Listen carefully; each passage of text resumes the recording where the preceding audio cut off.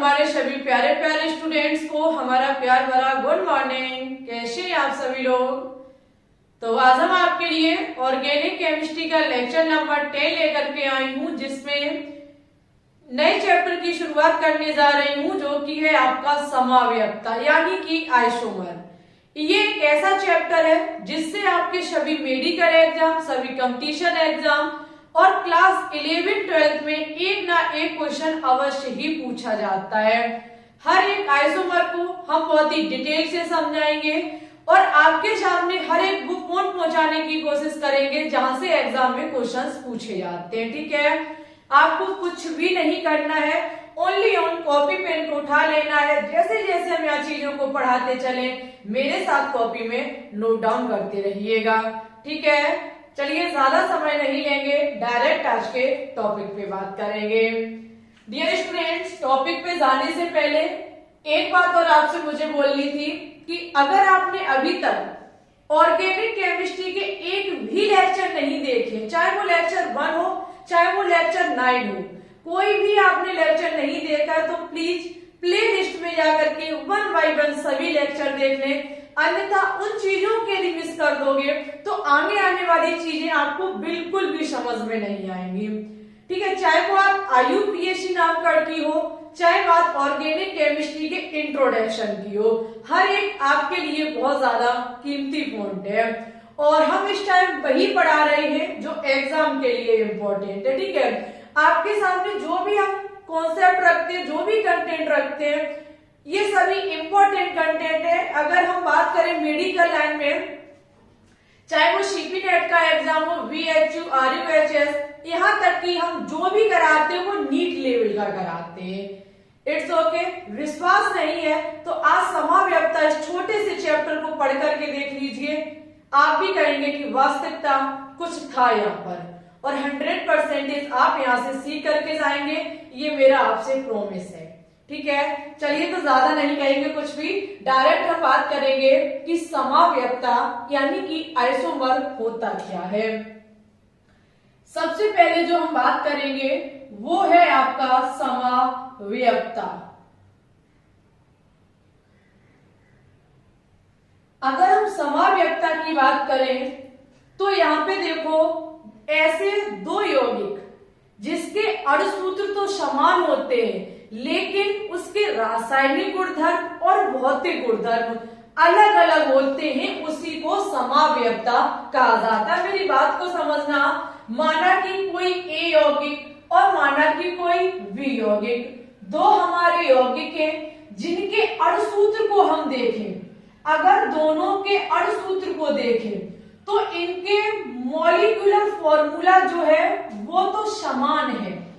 ठीक है, इसके अणुसूत्र समान होते हैं लेकिन इसके केमिकल और फिजिकल यानी कि अगर हम इसके रासायनिक और भौतिक गुणधर्म की बात करें तो इसके दोनों ही अलग अलग होते हैं, उसी को समावयवता कहा जाता है। मेन पॉइंट है कि इसमें अणुसूत्र समान होगा। ठीक है, लेकिन गुणधर्म में भिन्नता होगी।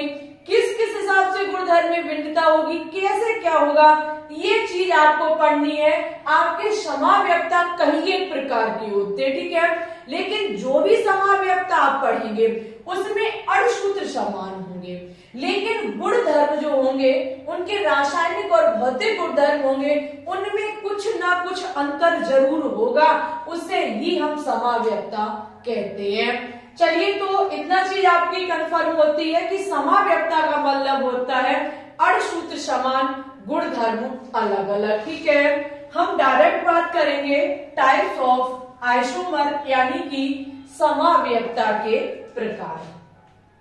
हेडिंग लगाएंगे समावयवता के प्रकार।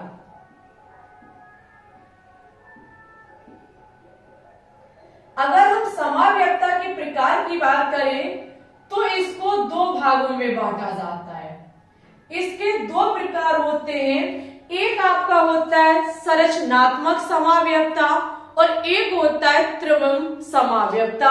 आज की क्लास में हम आपको संरचनात्मक समावयवता के कुछ जानकारी है वो आपको देंगे। ठीक है, सबसे पहले समाव्यक्ता जो होता है वो आपका टू टाइप से होता है। एक है संरचनात्मक समाव्यक्ता और दूसरा है आपका त्रिविम समाव्यक्ता। दोनों ही इंपॉर्टेंट है। यहाँ पे देखो, अगर हम संरचनात्मक समाव्यक्ता की बात करें तो इसमें अणुसूत्र समान होता है, यहाँ पर भी अणुसूत्र समान होगा, लेकिन अभी आपने देखा था समाव्यक्ता के गुणधर्म अलग अलग होते हैं। ठीक है, अगर हम संरचनात्मक समाव्यक्ता की बात करें तो इसका अणुसूत्र तो समान ही होगा, लेकिन संरचना सूत्र में भिन्नता होती है। अगर हम दूसरी तरफ कहें तो हम कह सकते हैं इनके आयुपीएसी नामकरण जो हम करते हैं वो अलग अलग होते हैं। इसका आयुपीएसी नाम अलग होता है और समान क्या होता है? अणुसूत्र। संरचनात्मक समाव्यक्ता जो होता है इसका अणुसूत्र तो समान होता है, लेकिन आयुपीएसी नाम जो होता है वो अलग अलग होता है, या फिर हम कहें इसकी संरचना अलग अलग होती है। दोनों बात हम कह सकते हैं। जबकि त्रिविम समाव्यक्ता की बात करें तो इसमें अणुसूत्र भी समान होता है और आयुपीएसी नाम भी समान होता है। कैसे होता है वो आगे आपको देखने को मिलेगा। अगर हम संरचनात्मक समाव्यक्ता की बात करें तो इसको कई एक भागों में डिवाइड किया गया। इसके कई एक टाइप्स हैं। ठीक है, इसके कई एक टाइप्स हैं।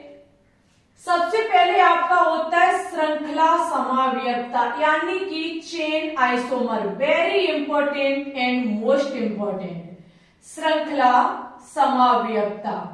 ठीक है, श्रृंखला समाव्यक्ता। सेकंड नंबर पर है आपका स्थान समाव्यक्ता, यानी कि पोजीशन आइसोमर, स्थान समाव्यक्ता। ठीक है, अगर हम संरचनात्मक समाव्यक्ता की बात करें तो इसका थर्ड टाइप है क्रियात्मक समूह समाव्यक्ता। क्रियात्मक समूह, अरे भाई, समूह समाव्यक्ता।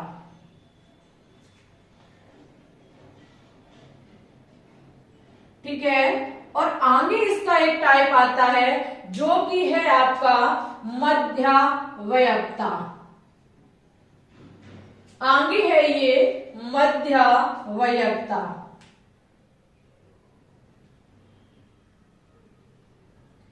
और इसका लास्ट टाइप जो है वो है चलावयक्ता। Very important and most important.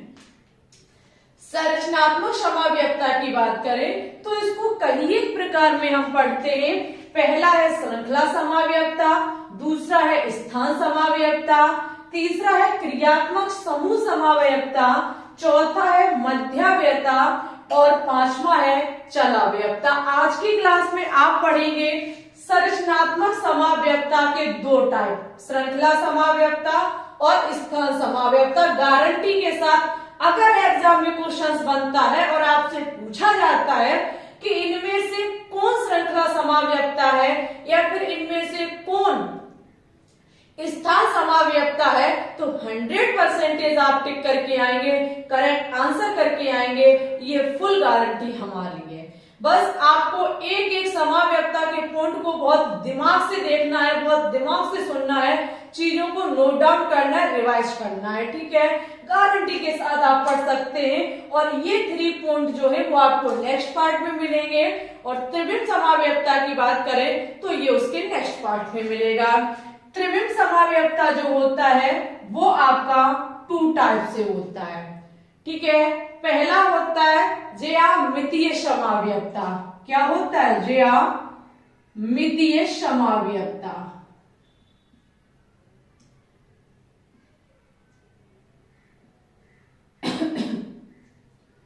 और एक होता है आपका प्रकाशिकीय समाव्यक्ता।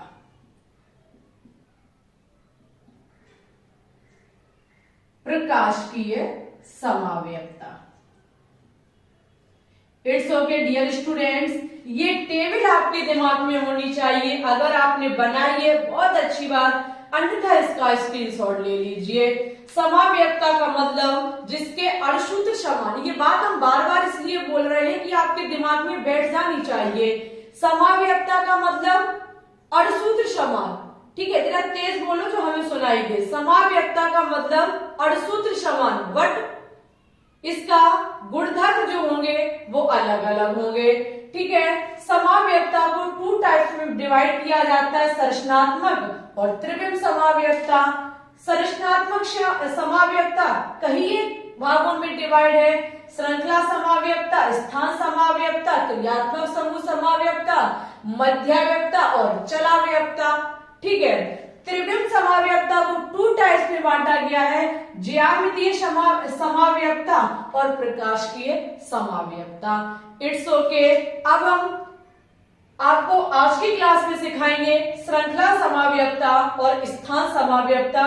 शेष चीजें आपको 1 बाय 1 करके पाठों में मिलती रहेंगी, लेकिन आज पूरा फोकस इन्हीं 2 पर रहेगा और इन 2 को आज तोड़ करके रहेंगे, फोड़ करके रहेंगे और सिखा करके रहेंगे, गारंटी हमारी है, ठीक है। ले लीजिए स्क्रीनशॉट। उसके बाद हम बात करेंगे श्रृंखला समाव्यक्ता पर।